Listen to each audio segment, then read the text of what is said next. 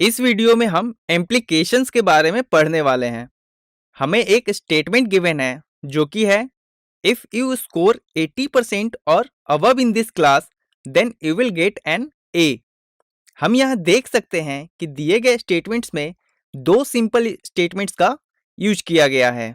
इस स्टेटमेंट के first part को प्रेमिस कहा जाता है एंड सेकंड पार्ट को कंक्लूजन कहा जाता है। हम प्रीमिस को स्टेटमेंट पी मान लेते हैं जो कि है यू स्कोर 80% और above in this class and conclusion को स्टेटमेंट क्यू मान लेते हैं जो कि है you will get an A. तब इफ पी का मतलब यह होगा कि अगर तुम इस क्लास में 80% या उससे ज़्यादा मार्क्स ऑब्टेन करते हो तथा देन क्यू का मतलब यह होगा कि तब तुम्हें ग्रेड ए प्राप्त होगा। यानी जब स्टेटमेंट पी होगा तब स्टेटमेंट क्यू होगा, अर्थात P implies Q. That means P के होने पर क्यू का होना फिक्स्ड है। इसे सिंबॉलिकली इस प्रकार भी लिखा जा सकता है जिसे हम वन वे इम्प्लीकेशन भी कहते हैं, अर्थात जब स्टेटमेंट पी ट्रू होगा तब स्टेटमेंट क्यू भी ट्रू होगा, परंतु जब स्टेटमेंट क्यू ट्रू होगा तब स्टेटमेंट पी ट्रू भी हो सकता है या फॉल्स भी हो सकता है।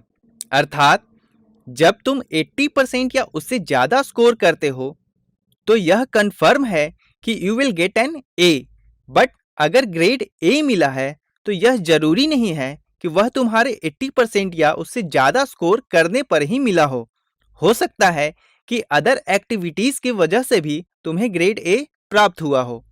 अब P एक स्टेटमेंट है if a rectangle is a square then all its four sides are equal.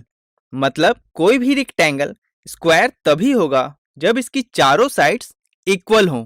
Q एक और स्टेटमेंट है जो कि है if all the four sides of a rectangle are equal then the rectangle is a square. मतलब किसी भी rectangle की अगर चारों साइड्स इक्वल कर दी जाएं तो वह स्क्वायर बन जाता है। हम इन दोनों स्टेटमेंट्स को कंबाइंड रूप से यह भी लिख सकते हैं कि a rectangle is a square if and only if all its four sides are equal. मतलब एक रेक्टेंगल स्क्वायर तभी होगा जब इसके फोर साइड्स इक्वल हों, या फिर इसका ऑपोजिट यह होगा कि एक रेक्टेंगल के चारों साइड्स इक्वल होने पर स्क्वायर प्राप्त होगा। यानी स्टेटमेंट पी स्टेटमेंट क्यू को इम्प्लाई कर रहा है and statement Q statement P को इम्प्लाई कर रहा है, अर्थात इन दोनों को कंबाइंड रूप से इस प्रकार भी लिखा जा सकता है जो कि एक टू वे इम्प्लीकेशन कहलाता है। आई होप कि आप सभी को one way and two way implications का कॉन्सेप्ट अच्छे से समझ में आ गया होगा।